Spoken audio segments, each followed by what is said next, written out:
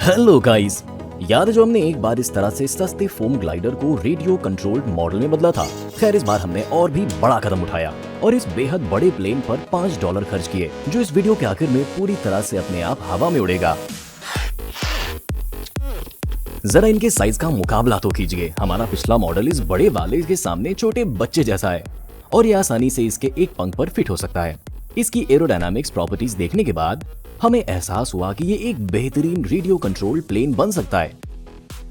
इसके पंखों का फैलाव 85 सेंटीमीटर था, जबकि पुराने वाले का सिर्फ 49 सेंटीमीटर था और मोटर और इलेक्ट्रॉनिक्स के बिना इसका वजन सिर्फ 129 ग्राम था।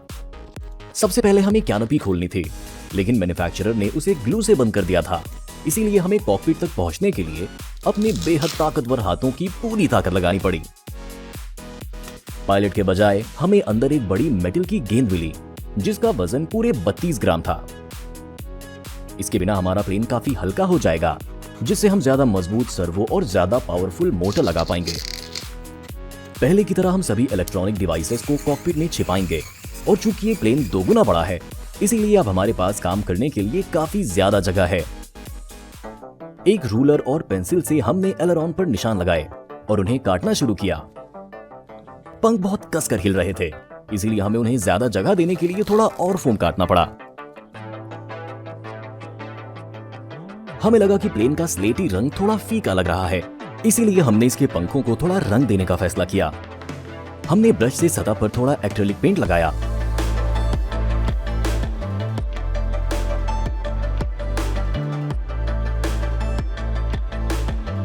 पेंट सूख जाने के बाद हमने इसे ज्यादा नुकसान से बचाने के लिए ऊपर से हल्के रंग का वार्निश छिड़का। फिर हमने मास्किंग टेप हटा दिया और हो गया। अब प्लेन बहुत बेहतर दिख रहा है। इस बार एलेरॉन इस सर्वो से हिलेंगे। ये पिछले वाले से लगभग 2 गुना बड़ा है और इसकी ट्रांसपेरेंट केसिंग की बदौलत हम असल में देख सकते हैं कि अंदर क्या है। हमने सर्वो कॉकपिट के ठीक पीछे एक स्लॉट में लगाया, जिसे हमने यूटिलिटी नाइफ से काटा। थोड़ा सा हॉट ग्लू इसे अपनी जगह पर मजबूती से लगाए रखेगा। अगला जरूरी कदम था एलेरॉन पर लगे कुछ हिस्से को 45 डिग्री के एंगल पर काटना, ताकि ये पक्का हो सके कि ये नीचे की ओर आसानी से हिल सके। पहले की तरह हमने इसे रीइंफोर्स्ड टेप से जोड़ा, लेकिन ज्यादा मजबूती के लिए हमने इसे स्टेपल गन के मेटल के स्टेपल से फंसाया। चूंकि फोम काफी मुलायम होगा और स्टेपल उसमें अच्छी तरह से नहीं चिपकते, इसीलिए हमने थोड़ा सुपर ग्लू लिया, उसे एक पतली सुई से सिरिंज में डाला और हर स्टेपल लेग के बेस के पास ध्यान से थोड़ा थोड़ा डाला, जिससे वो ज्यादा मजबूती से अपनी जगह पर लग गए।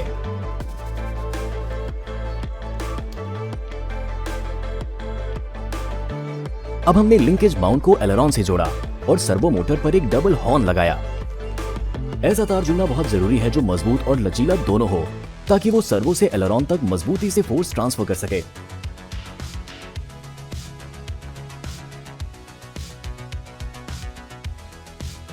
हमें प्लेन की पूंछ पर एलिवेटर भी बनाना था। ऐसा करने के लिए हमने छड़ के लाल हिस्से को हटा दिया और काले हिस्से में कई कट लगाए। आप थोड़ी देर में समझ जाएंगे कि हमने ऐसा क्यों किया। हमारा छोटा रूलर बिल्कुल सही साइज का निकला, इसीलिए हमने बस एक मार्कर से उसकी आउटलाइन खींची और एलिवेटर को काट दिया। हमने उसे उसी तरह मजबूत टेप लगाकर अपनी जगह पर लगा दिया और फिर इस हिस्से को वापस वहीं लगा दिया जहां वो होना चाहिए। चीफ इंजीनियर साहब ने इसे देखा और कहा, ये बहुत अच्छा है। पूंछ वाले हिस्से के लिए हमने एक बेहद छोटा सर्वो खरीदा, जिसका वजन सिर्फ 5 ग्राम है। लेकिन अच्छी बात यह है कि इसके सभी गियर प्लास्टिक के बजाय मेटल के बने हैं, इसीलिए ये ज्यादा भारी भार उठा सकता है। हम जानना चाहते थे कि इतना छोटा 5 ग्राम का सर्वो कितना वजन उठा सकता है, इसीलिए हमने इसे एक टेस्ट स्टैंड पर लगा दिया। जरा इसे देखिए, इसने अपने से 65 गुना भारी कैन को आसानी से उठा लिया। ये तो बस इसके साथ खेल रहा है। इस बार हमने सर्वो के लिए सीधे पिछले विंग में एक जगह काट दी।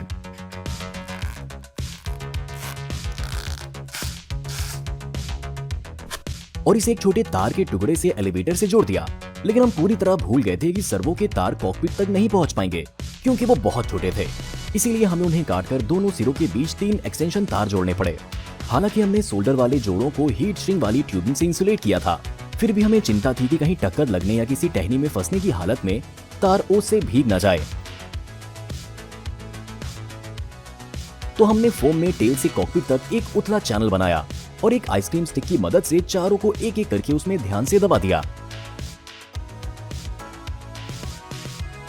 आखिरकार वो कॉकपिट तक बिल्कुल सही तरीके से पहुंच गए और प्लेन के अंदर छिप गए। प्लेन को ज्यादा से ज्यादा उड़ान भरने के लिए हमने एक हाई क्वालिटी वाली काफी महंगी 850 मिली एम्पेयर घंटे की बैटरी मंगवाई। दरअसल हमने 2 ऐसी और एक सस्ती चीनी बैकअप बैटरी मंगवाई, बस जरूरत पड़ने पर। इसके अलावा हमने एक ज्यादा पावरफुल इलेक्ट्रॉनिक स्पीड कंट्रोलर खरीदा, जो पिछले मॉडल में इस्तेमाल किए गए 6 एम्पेयर वाले के मुकाबले 15 एम्पेयर तक का था। और सबसे जरूरी अपग्रेड है शानदार नई मोटर। पहली नजर में ये थोड़ी ज्यादा भारी लग रही थी, इसीलिए हमने इसका वजन तौलने का सोचा।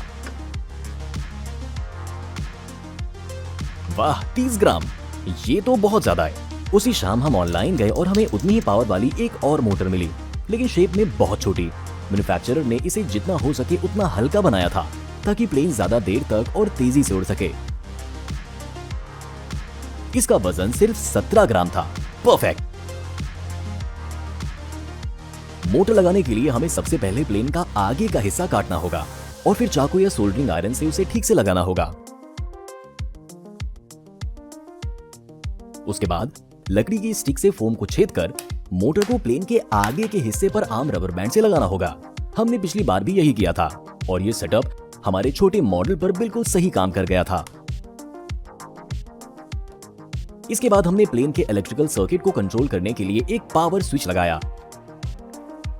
फिर बात आती है हमारे टाइम टेस्टेड चीनी कंट्रोल बोर्ड की। रेडियो सिग्नल रिसेप्शन को बेहतर बनाने के लिए इसके 2 एंटीना को बाहर लगाना जरूरी था। कॉकपिट के अंदर बैटरी रखने के लिए काफी जगह थी, लेकिन इससे प्लेन की सेंटर ऑफ ग्रेविटी थोड़ा ज्यादा ऊपर उठ जाती।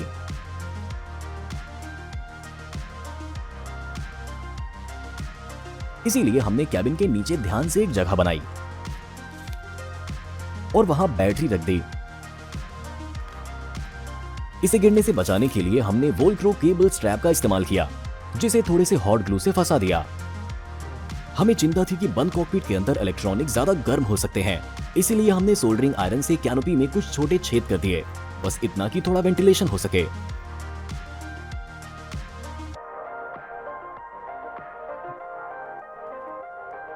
रिमोट कंट्रोल चालू करने और सर्वो को परखने का वक्त आ गया है।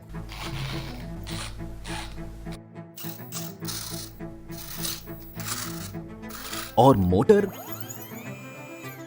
हम प्रोपेलर के बारे में तो भूल ही गए थे। ये हाई क्वालिटी वाला, फ्लेक्सिबल और डैमेज रेजिस्टेंट होना चाहिए। हमने इसे सही से लगाने के लिए रबर बैंड का एक पैकेट खरीदा।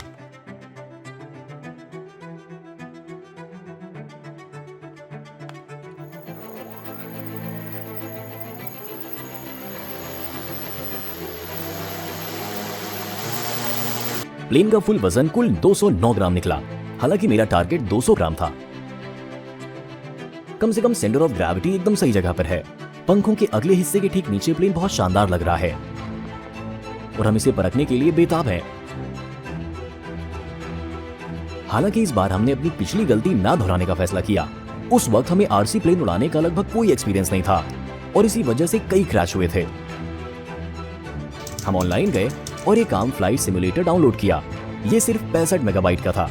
इसके अलावा हमने चीन से एक केबल खरीदा जिससे हम कंट्रोलर को अपने कंप्यूटर से कनेक्ट कर सकते थे और उसे गेम पैड की तरह इस्तेमाल कर सकते थे। ये उड़ाना सीखने का एकदम सही तरीका था। हम अपने असली मॉडल को जोखिम में डाले बिना अपनी मर्जी से इस्तेमाल कर सकते थे। हमने असली उड़ान भरने के लिए पहले सिमुलेटर में कुछ दिन प्रैक्टिस करी। जब प्लेन आपसे दूर उड़ता है तो सब कुछ आसान होता है। स्टिक को दाईं ओर दबाने से ये दाईं ओर मुड़ जाता है, लेकिन जैसे ही ये आपकी तरफ आता है परेशानी शुरू होती है। स्टिक को अभी दाईं ओर दबाने पर हवाई जहाज बाईं ओर मुड़ता है और इंसानी दिमाग के लिए कंट्रोल को इन 2 तरीकों के बीच स्विच करना हैरतअंगेज तरीके से मुश्किल होता है। कुछ दिनों की ट्रेनिंग के बाद हम मैदान में गए, जो नीले आसमान और बादलों के साथ मिलकर बेहद खूबसूरत लग रहा था। उसी पल जंगली कबूतरों का एक झुंड हमारे ऊपर से उड़कर आया। उन्होंने आसमान में अपनी शरीर से एक मुस्कुराता हुआ चेहरा बनाया और हमने इसे एक इशारा समझा। एक इशारा कि सब ठीक हो जाएगा। अगर वो उड़ सकते हैं तो हमारा प्लेन भी उड़ सकता है। शुरुआती कुछ सेकंड्स में हवा ने प्लेन को किनारे की ओर धकेलना शुरू कर दिया। हमने उसे सीधा करने की कोशिश की, लेकिन उसने हमारे ऑर्डर्स को नहीं माना और जमीन पर गिर गया। हमें तुरंत समस्या का एहसास हुआ। एलेरॉन की मूवमेंट रेंज काफी नहीं थी। हम बस इतना कर सकते थे कि वायर लिंकेज को उन छेदों तक ले जाएं जो एलेरॉन के रोटेशन एक्सिस के करीब थे, और ये काम कर गया। क्वाडकॉप्टर के उलट प्लेन उड़ाने में सबसे बड़ी चुनौती ये है कि ये हवा में ठहर या रुक नहीं सकता। प्लेन को चलते रहना चाहिए और पायलट को तेजी से सोचना और लगातार फैसले लेने होते हैं। शुरुआत में हम ज्यादा ऊंचाई पर नहीं उड़ रहे थे, बस क्रैश के डर से, ताकि प्लेन कम ऊंचाई से गिरे।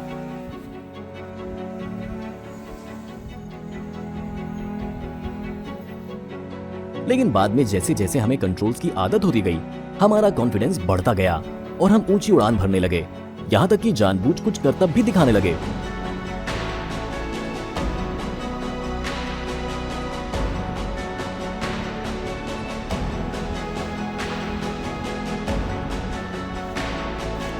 हमारे पास एक छोटा कैमरा था, इसीलिए हमने इसे एक सेल्फ मेड माउंट का इस्तेमाल करके प्लेन की पिछली सीट पर लगा दिया। इस तरह हमें सब कुछ खुद से ही देखने का मौका मिल गया।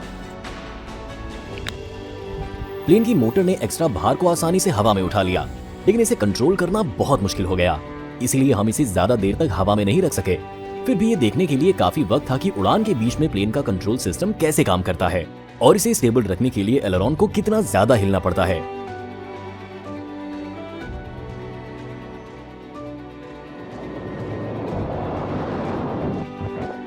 ध्यान दें कि बहुत ज्यादा भार के पलों में पंख कितने मुड़ जाते हैं। हमने इस जादुई मैदान में हमारे प्लेन की उड़ान का मजा लेते हुए कई घंटे बिताए। इस मॉडल को कंट्रोल करना पिछले वालों के मुकाबले कहीं ज्यादा आसान है, शायद इसके बड़े पंखों की वजह से। हमें एक खास तरह की खुशी मिलती है जब हम एक आम सस्ती तरह की चीज को किसी दिलचस्प और शानदार चीज में बदल देते हैं, और ये बिल्कुल वैसा ही एक मामला था।